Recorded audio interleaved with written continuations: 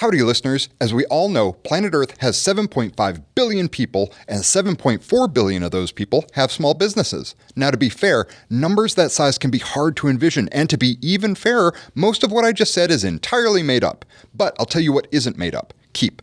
Keap is the all-in-one client management software designed specifically for small businesses. Keap takes the most annoying and laborious parts of running a small business and metaphorically tosses them into the sun. Stop grinding yourself to death with busy work and repetitive tasks. Let Keap integrate your customer follow-ups, messaging automation, next-level appointment setting, and so much more. Head over to Keap.com and start your free trial of Keap Grow, Keap Pro, or for those looking for something beefier, talk to one of our coaches about Infusionsoft, the product that started it all. More business, less work, that's Keap. Just go to Keap.com to start your free trial. That's Keap.com. One more time, that's Keap.com.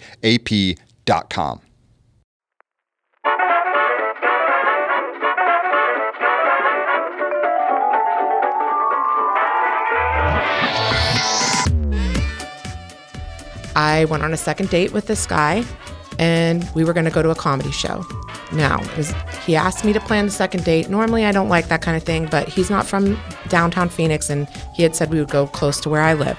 So I planned a comedy show, bought the tickets, told him we would be there at 7, show starting at 7:30. So I'm there at 7:02. I text him to see where he's at. He doesn't answer. So I call him. He doesn't answer. But then he calls right back. And he says, hey, I'm like 2 minutes away. By now it's 7:10. The show starts at 7:30, but we were supposed to be there at 7. So he says, I'm 2 minutes away. I'm just looking for parking. 7:20 rolls around. He's not there. 7:24 rolls around. Thank you. That voice, that like little distraction you hear back there agreeing with me is our beautiful guest today, Isha Cogborn. And she is a personal brand strategist and has her own company, the Epiphany Institute. And we're going to dive in deeper there, but I've got to finish a story. Oh yeah, I got to hear this. I knew you were like the perfect person to share this with because I kind of told you last time I saw you a little bit about my dating. But the end of the story, this guy tells me, he starts yelling at me on the phone. I told him, now you're going to get an ooh from me. Thank you, Scott. Yes. So basically, I tell him, like, hey, I'm just checking because you said you were 2 minutes. I'm thinking to myself, 15 minutes ago. The show is starting in 2 minutes. It's rude to walk in on a comedian who's like putting themselves out there. And also, I'm irritated. It's Friday. I work hard every week.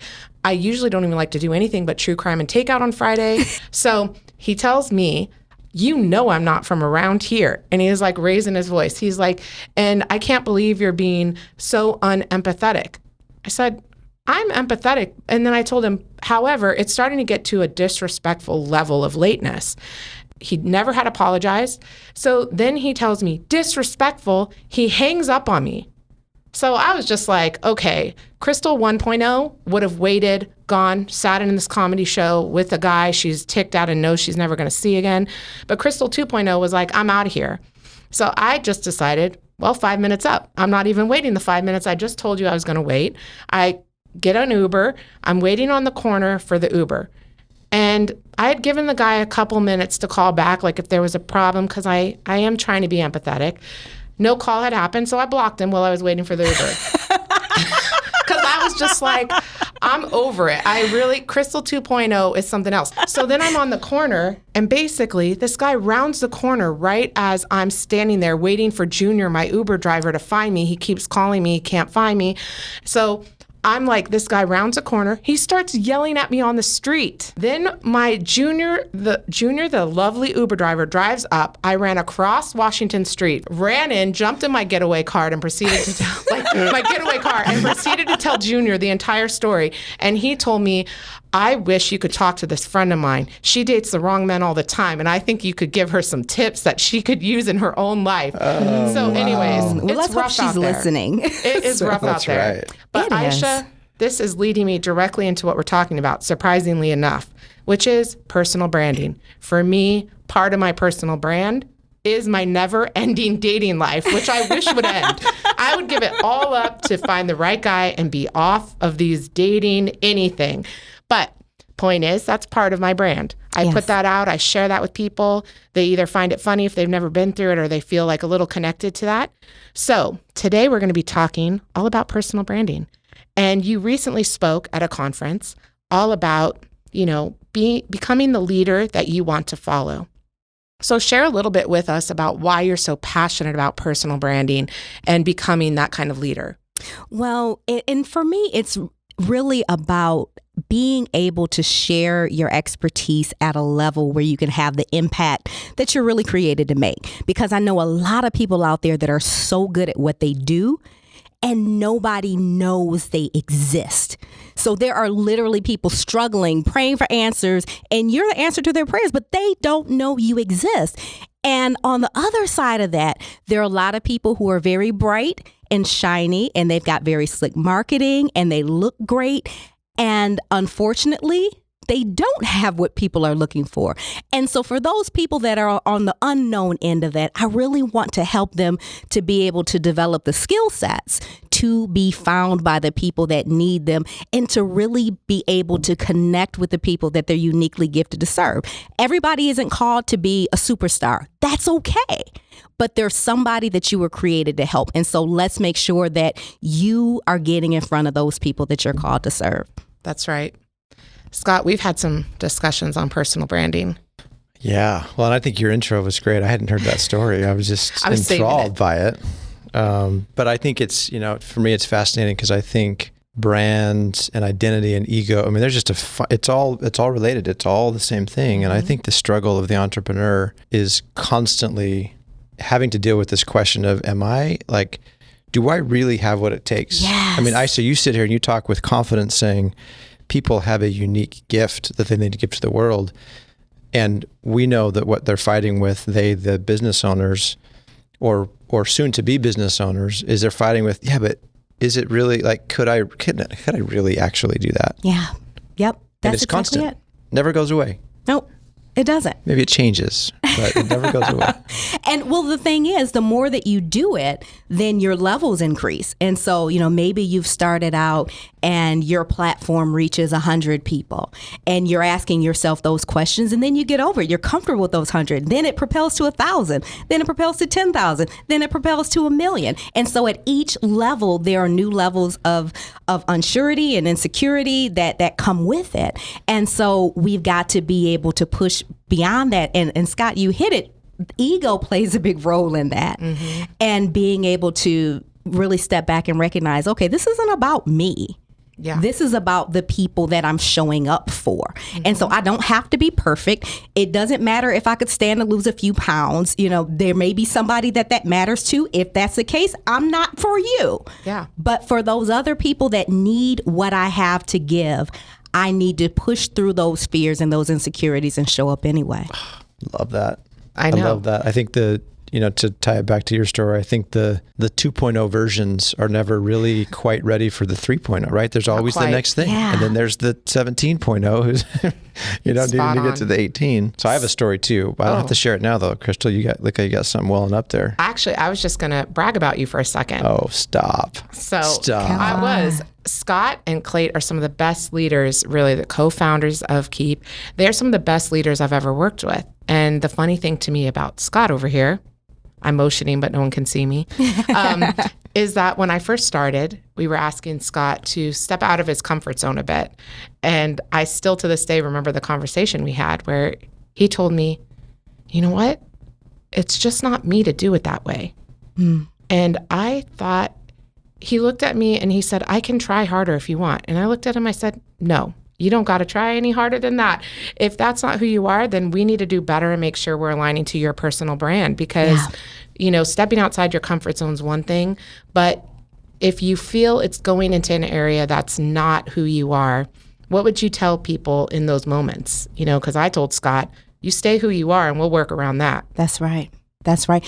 And self-awareness is so important. But the key is to make sure that we know the difference between when is it, okay, this doesn't align to my personality or my values versus this is just a little scary to me, so I don't want to do it. Mm-hmm. And we can get through fear. Right. And sometimes it's just practicing. I have a client who is a life coach, and she hated the thought of going live. Was just oh my gosh, no, I can't do that. I'm not a good speaker. I don't know how to do the technology. This is not my thing. excuse me. And then she decided, you know what? I'm gonna start doing a Facebook Live every Saturday at 9 a.m. And she showed up, and you could hear her voice quivering, and the technology would go wrong every now and then, and she'd be trying to figure it out. And she's been doing this consistently now for a year, and she's good at it now. That's great. You can see her confidence level has grown, and people are showing up week after week. And she will own that too. Like, this, I was scared, but you know what? This is my personal growth. And so I'm going to show up, and you can grow with me. And I think one of the problems is we think when we hold the role of expert, that means we have to be perfect. Yeah. But we don't. And in fact, we don't even necessarily have to be an expert to make a difference in someone's life. We can say, hey, I'm going on this journey, and I'd like you to come along with me. You want to learn some stuff while I learn some stuff too? Come on, let's go. Yeah, I think that this whole point about discomfort is, in my experience, it is always the currency for going from one level to the next. It really is. And I think, I don't remember the exact conversation we had, Crystal. I'm blessed with a selective memory. But it's important to call out that distinction. Am I saying this is not who I am, or am I saying I don't like the feeling of discomfort that I have right now? Because that's a big difference, right? It was definitely my content. It was corny. I'm going to call it out. When I think back now after knowing you, it was like, what was I thinking? I was trying to force you to be like that kind of funny, and you're not punny. You have funny moments, but you're not punny, and it had gone to corny. I'm glad you pushed back. Yeah. Yeah. I was in corporate communications for years with a couple of really big companies, and that was one of the things that was really important for me, is to be able to make sure that the leaders that I work with, like, let me be around you, let me spend time with you, let me hear your voice, see how you interact with employees one-on-one and bigger groups, so that I can know what works for you, so that I can write to you, I can, not put you in a position where you're gonna feel uncomfortable. But when we don't get that opportunity to learn people's voices when we're doing that type of work, it's very difficult. Yeah. And I think back to the things, you did do the Super Bowl, so there's the difference. Remember when I had you walk across the field in slow-mo? That's right. That was like, you were uncomfortable. That's the top end of my acting. But you know what? Let's not rule it out. Maybe I was just uncomfortable. Maybe. It wouldn't be the first time I made someone uncomfortable. I may turn into the pun master that you always wanted me to be, Crystal. I think you be you. That's the whole point of today. Right. And kudos to you, Scott, for speaking up, because it's when someone is, and I see this a lot of times when people like maybe hire PR or marketing agencies, and they're working on developing their brands, and they're doing things that don't feel right to them. It looks really stiff and awkward, and if you're watching it, it's uncomfortable. It is. It's very uncomfortable, because you've got someone trying to be who they're not. And so it's very important, as you're really finding your voice and thinking about what does my personal brand really represent? How's that come across? Being who you are and not who you think people want you to be. Totally. Yeah, it's so tempting to see other people. You see their success. You think the way to be to success is to be like them. And it's a constant temptation. Yeah. So you mentioned one thing about aligning your purpose and your passion to your profession.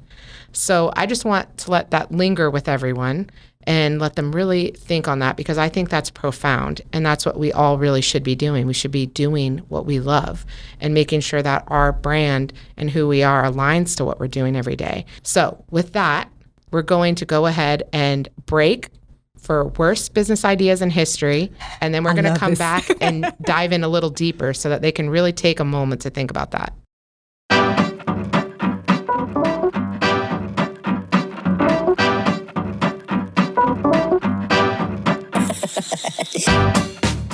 Howdy, folks. I'm Derek Haryu. And I'm Ducey Van Dusen. And this is Worst Business Ideas in History, the show where we look back at some of the most brutal missteps, failures, and flops in consumer history. And make fun of it.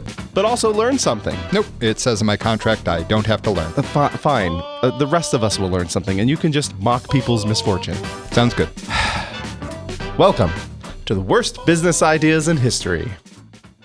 All right, everybody.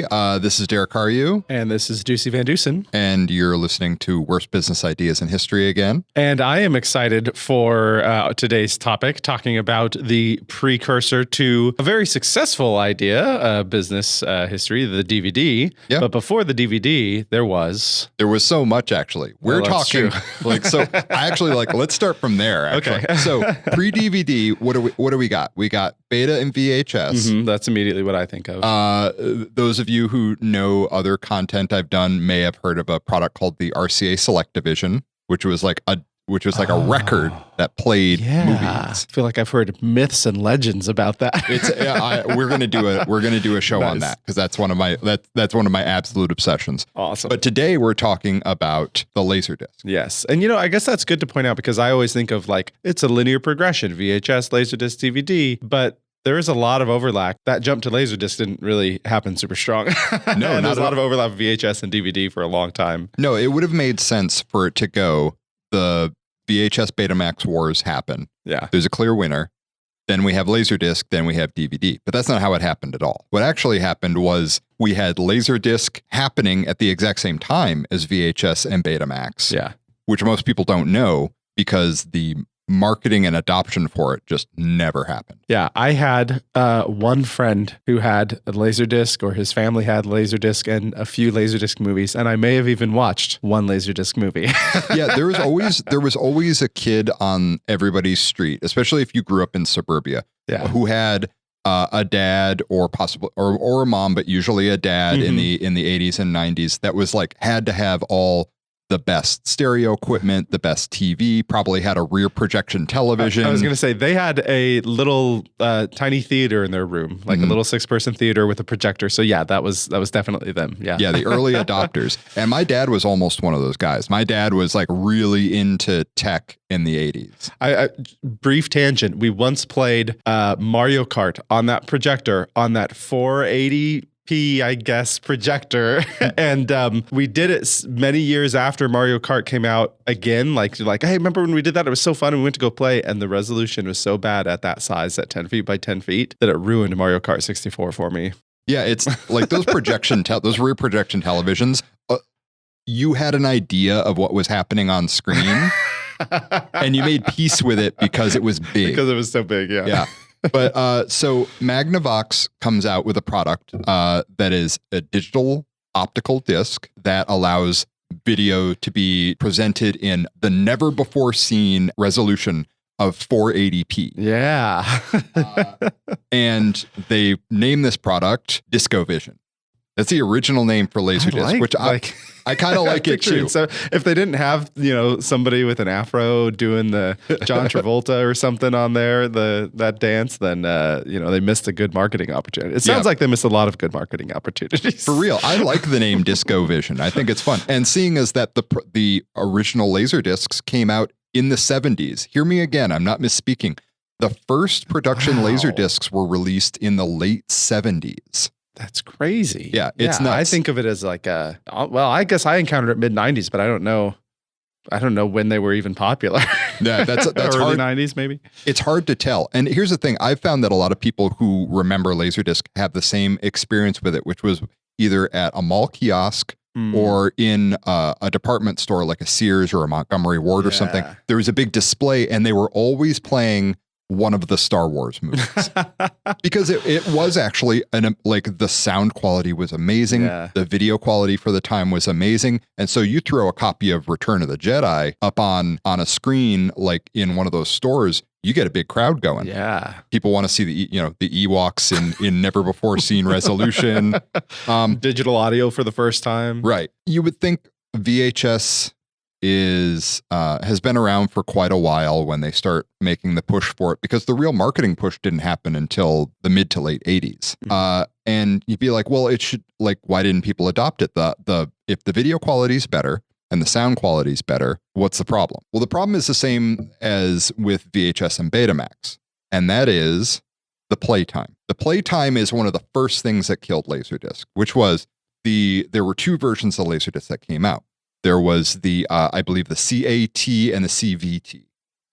And the CAT version could only play 30 minutes a side.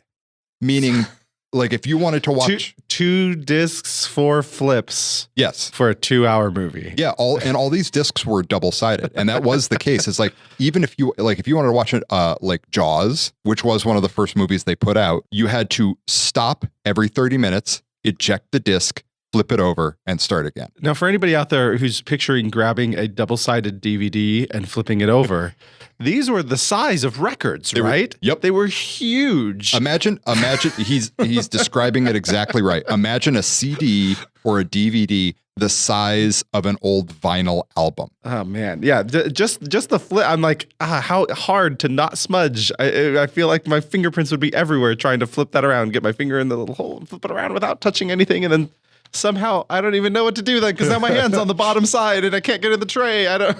Yeah, they were a nightmare. And then later they upped it to 60 minutes a side, but that's still a problem. You want to watch The Godfather, you're still in for 3 flips minimum. People love like video files are super into it because the play quality is better. It had some market success in Japan. Apparently at one point it had 10% market penetration in Japan, which is not bad. By that I mean 1 out of every 10 households had a Laserdisc player in Japan.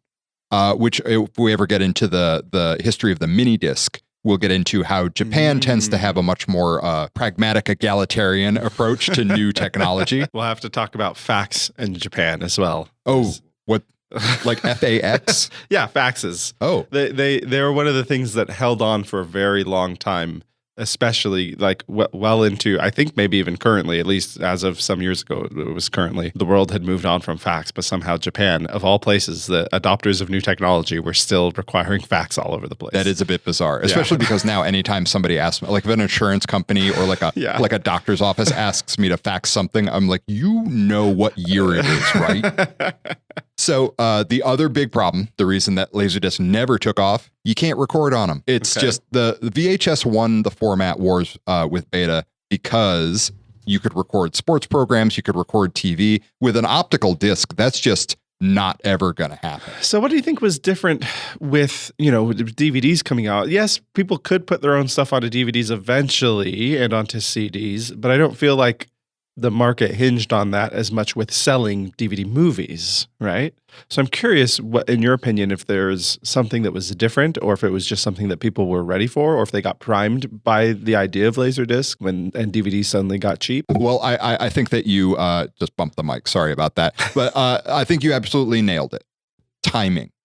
Timing was the thing. Laserdisc came out when VHS was still at complete market penetration. When DVD came out, there had been movies like The Matrix and Titanic, and there was a lot of adoption by the studios who wanted, and producers who wanted to see their films put on a higher level, on a higher quality disc. And I think, TVs were improving as well. So now, like a Laserdisc without something that could handle the increased resolution and quality didn't really make sense. But now we're at a point where we're getting, you don't have to buy both a TV and a Laserdisc to see the difference.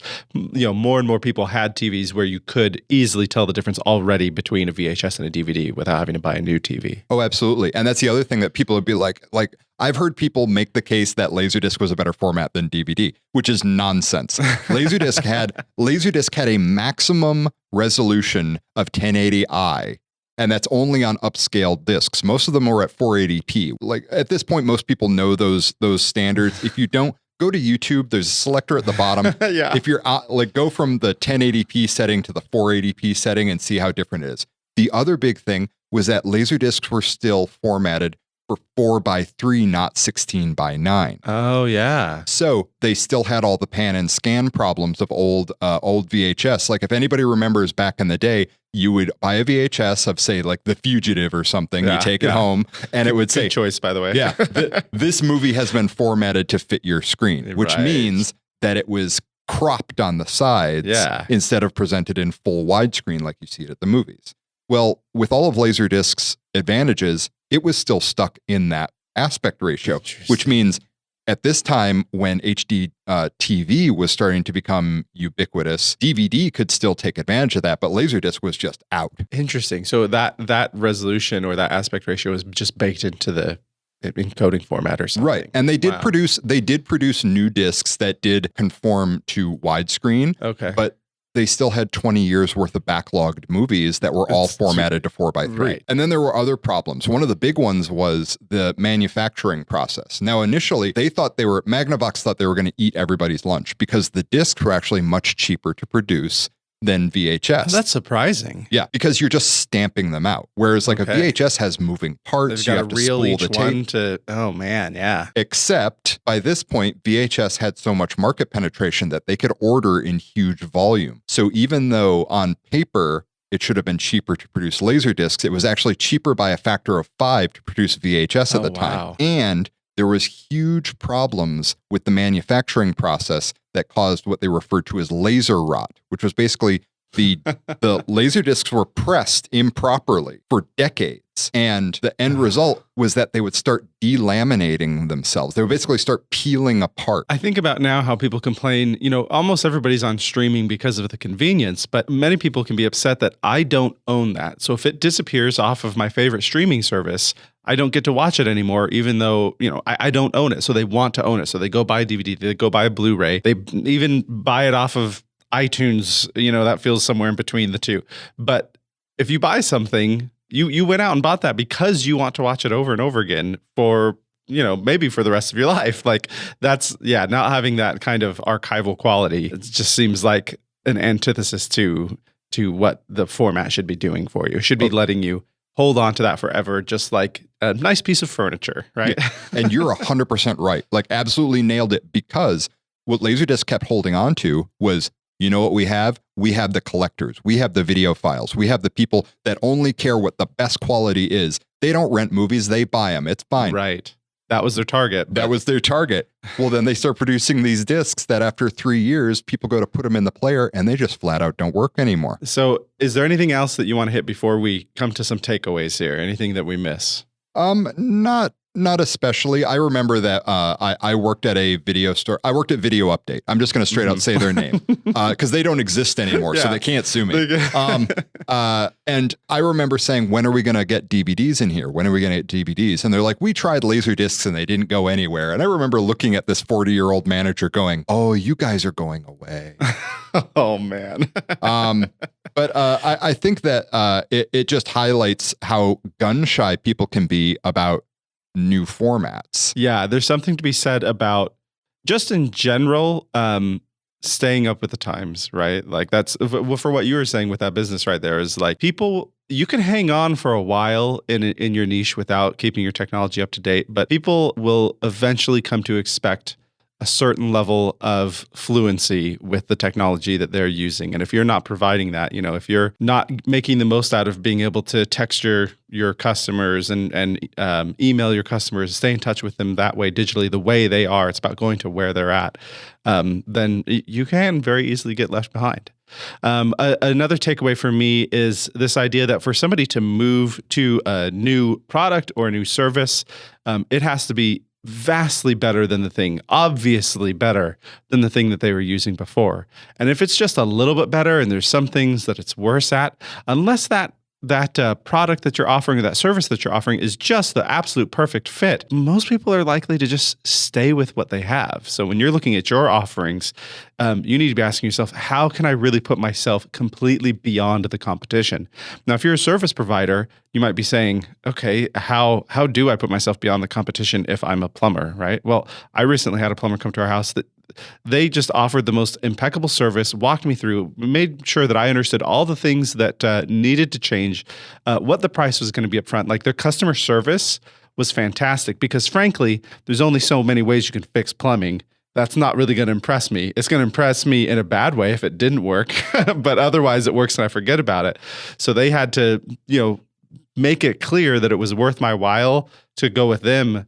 And the way they differentiated themselves was their customer service. They were, 10 times better at customer service than the other people that I had talked to. Right. And Laserdisc, while it was better, it wasn't so much better that people were willing to throw away a VHS player, which at the time in the early days, I mean, you could spend 4 figures. Yeah, they were still very expensive. Yeah. One fun fact before we wrap up, the very last production film made for Laserdisc was Arnold Schwarzenegger's 100% forgettable 2002 movie, End of Days. The last movie produced for Laserdisc ever was End of Days. Pour one out for Laserdisc. Yeah.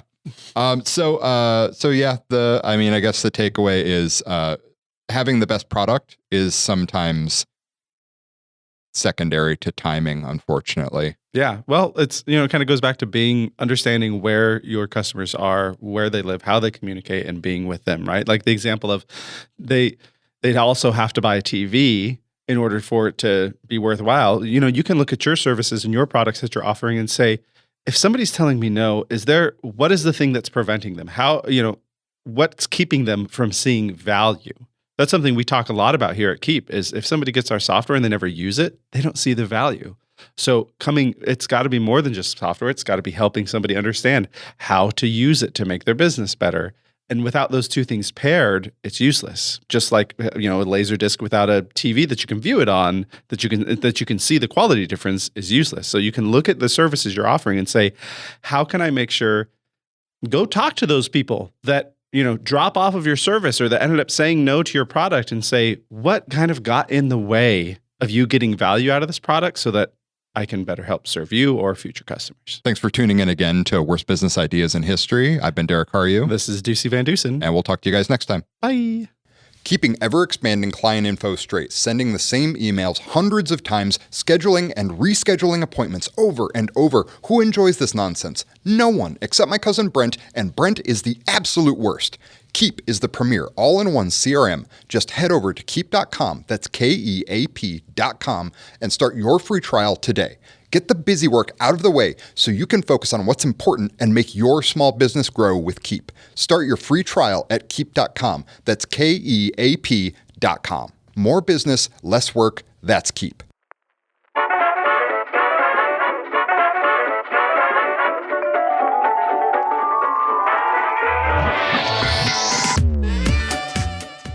Okay, we're back. Hope you enjoyed that episode of Worst Business Ideas in History. Did you like it, Scott? It's amazing. It was. What about you, Aisha? I love this segment. I'm just every week like, okay, what's coming this week? I know. I think Scott said it best when he was like, we like to make fun of big corporations in that section. It's pretty much our nemesis. Yeah, it is. It is.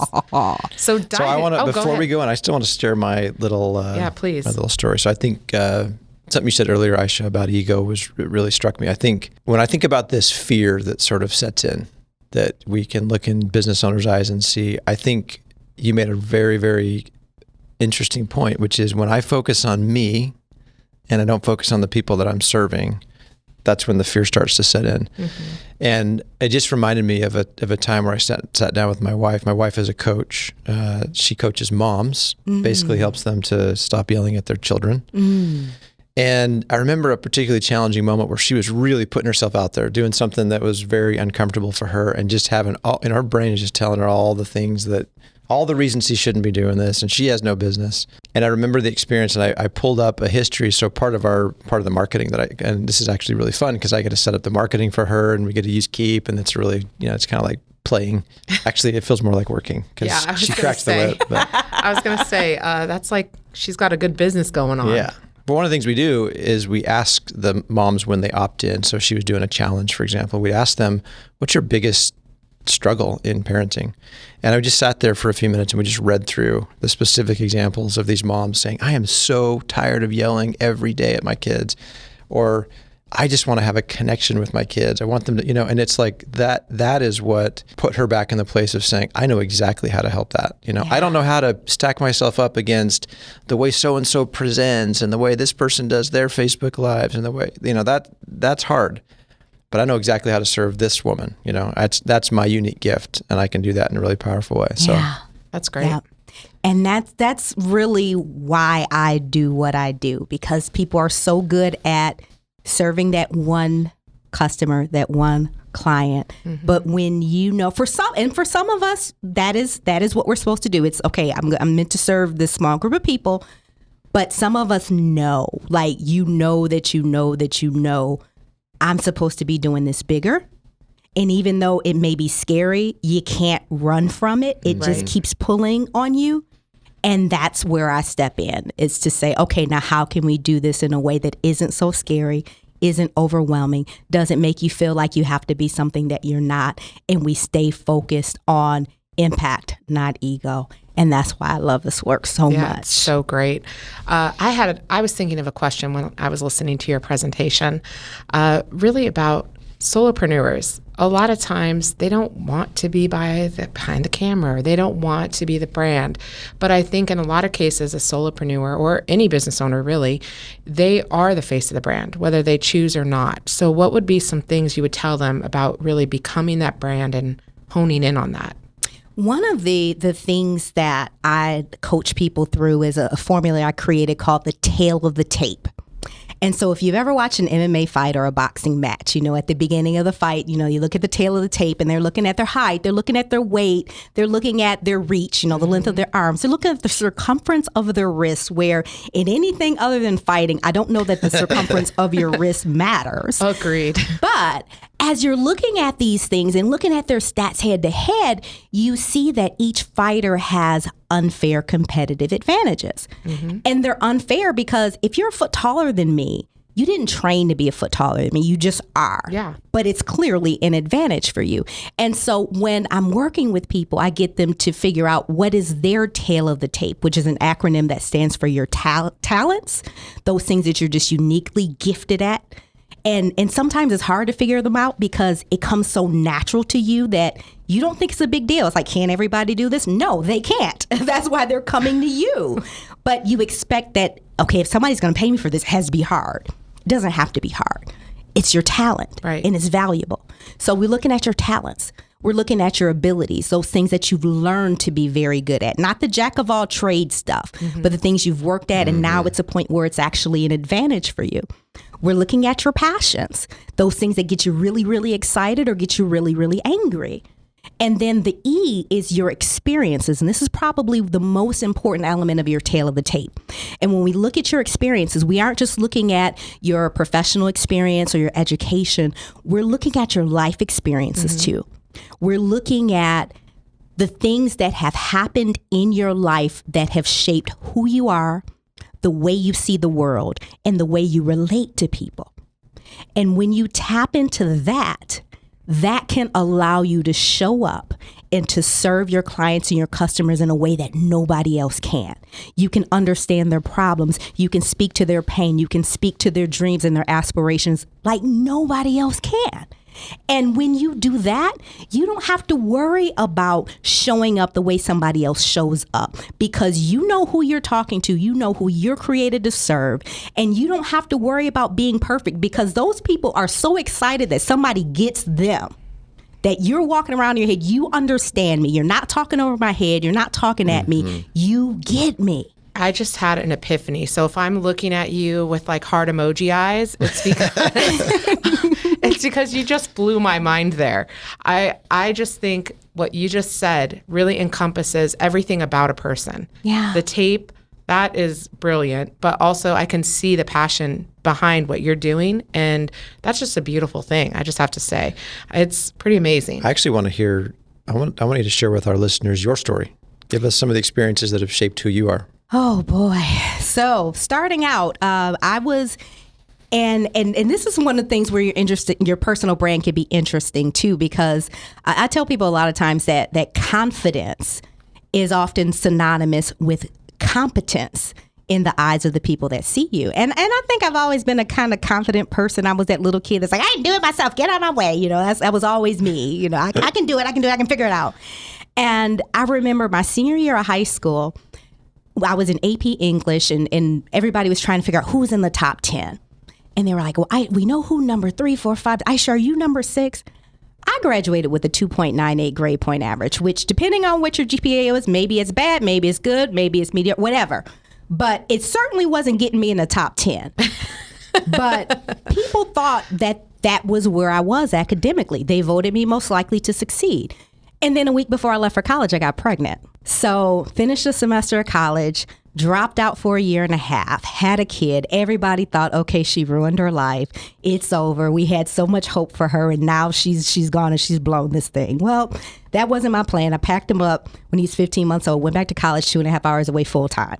I love that. Finished school and went to go work for a very, very big corporation.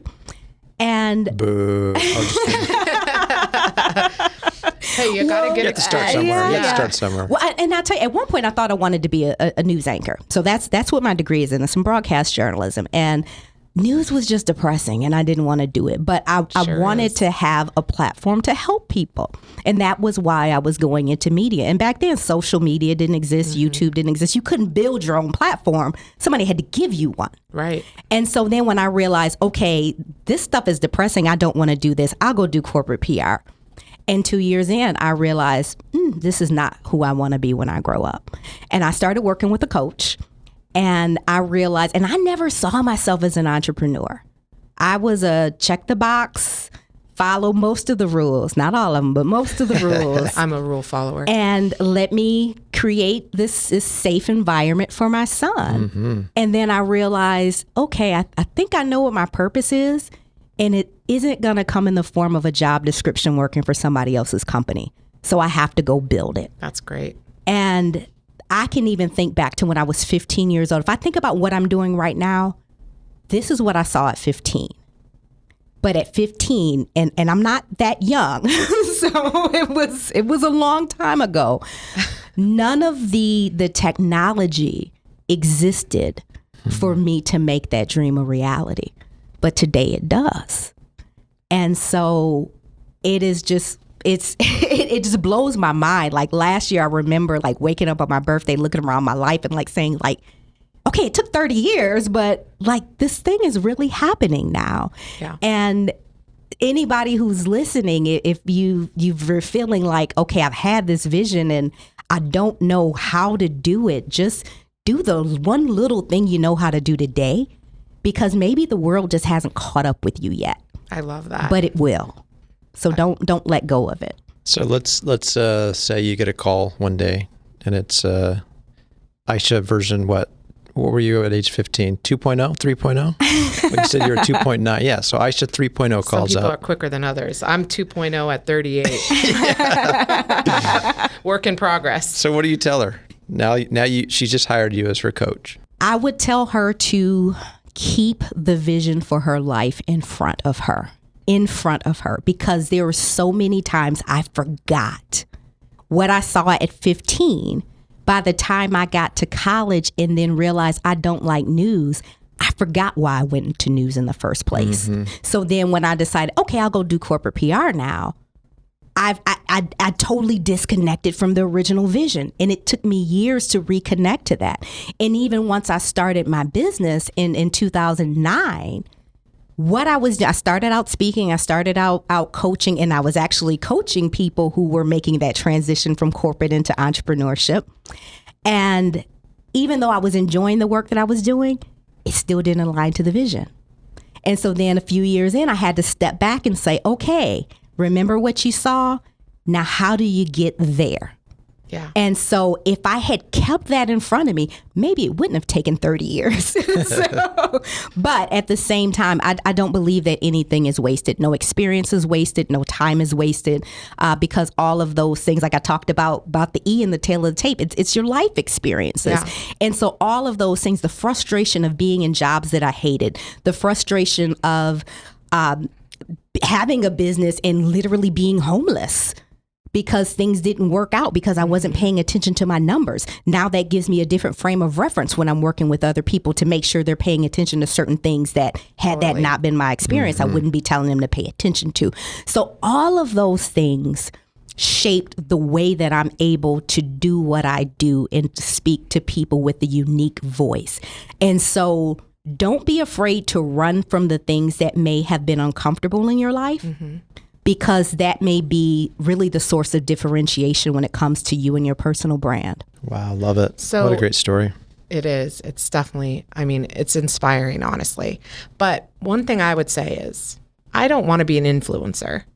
I don't. I know that sounds wild. I'm an elder millennial. I should want to. Millennial. I should want to be an influencer. But I had to start my research in encyclopedias and in books and in libraries and looking at old newspapers when we had to write papers. Yes, thank you. The Dewey Decimal System. Exactly. So point being that I don't want to be an influencer. But at your session, I heard that you can be other things. So do you want to outline kind of what other options there are for people that don't want to be an influencer but still feel like they have a purpose to share with others?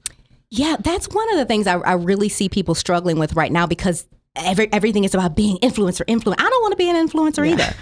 But I still know I'm called to be out there in a big way. But one of the things that I've looked at as I've watched where this thing is going over the past few years and where I think it's going in the next few years, I see really 3 distinct categories when it comes to people building platforms online. And those are influencers, experts, and thought leaders. So influencers, we use that term very generically as anybody that's got a platform or a brand online, or if anybody that has a lot of followers, and it's not that. Right. When you really look at who's an influencer, these are people that are focused on influencing decisions, buying decisions, political decisions, spiritual decisions, who are we going to, because we want to know what they think about that so we can decide what we're going to do about it. Those are influencers. And a lot of times those are people we look at, okay, now how are they structuring their businesses? A lot of them, unfortunately, still who are struggling in this, they're just looking for those deals, those one-time deals. Okay, pay me to post this or to do a couple videos for you. That's not sustainable. So if you look at the influencers that are doing well for themselves, they're looking at developing their own intellectual property, developing their own products. If they don't want to develop their own products or services, they may even be white labeling products where there's somebody else has a makeup line. They're able to slap their name on it and sell it. But they're looking at things where they can own their own futures. So that's really what an influencer looks like. And it isn't always about having huge numbers, because as we continue to move forward, companies are really looking at engagement more than numbers. Right. And so if you don't have 1 million followers, it's okay if that is still what you want to be. But just make sure you're really connecting with your audiences in a meaningful way. But then experts, and this is the camp that I fall into, and I'm very comfortable being here. These are the people that folks are looking to us because we have particular expertise in a field, an area. We've got skills in a certain area, and they're coming to us looking for solutions. And we are typically paid for our solutions or for our answers, maybe packaged as a, here are the answers, here's a done for you, here's a done with you, whatever that looks like. Right. But those are experts. And these may be people that you'll never know their names unless you go looking for that answer that they happen to provide. And then we have thought leaders. So your thought leaders, these are your Brene Browns, these are your Malcolm Gladwells. And, these are the folks that they make us see the world differently or think about things differently. They're like out of this world visionary, or they have been able to do knowledge, do research, gather data, and then to be able to synthesize that in a way that makes us see things differently. Right. And one of the reasons that they can sometimes struggle is because, as marketers, we like to put people in a box.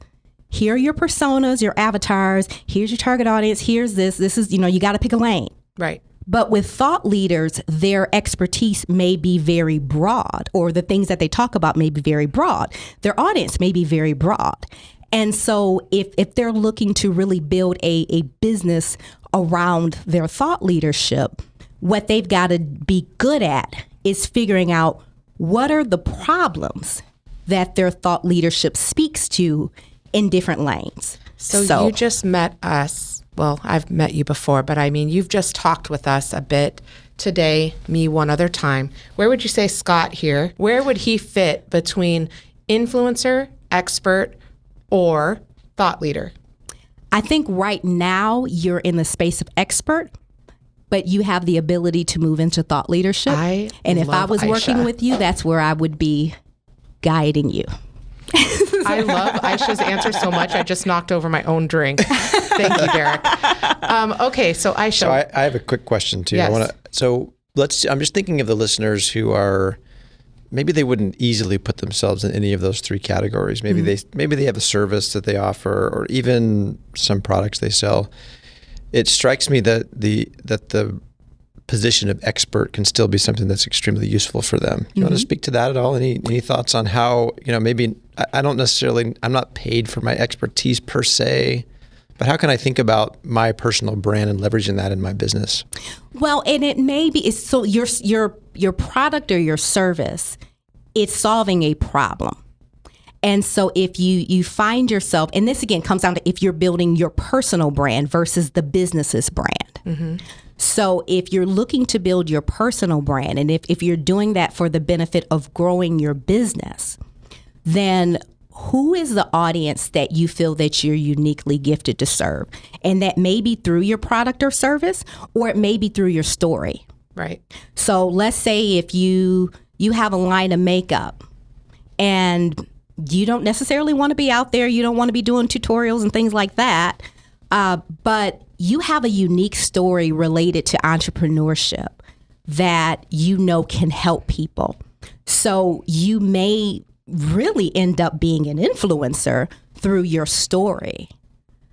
Or that's kind of how I see it. It really comes down to who you're uniquely gifted to serve and how you're going to show up for those people and with your message. Aisha, I feel like we like you so much that this is the first and only time so far on the show since the rebrand that we've completely ignored our producers.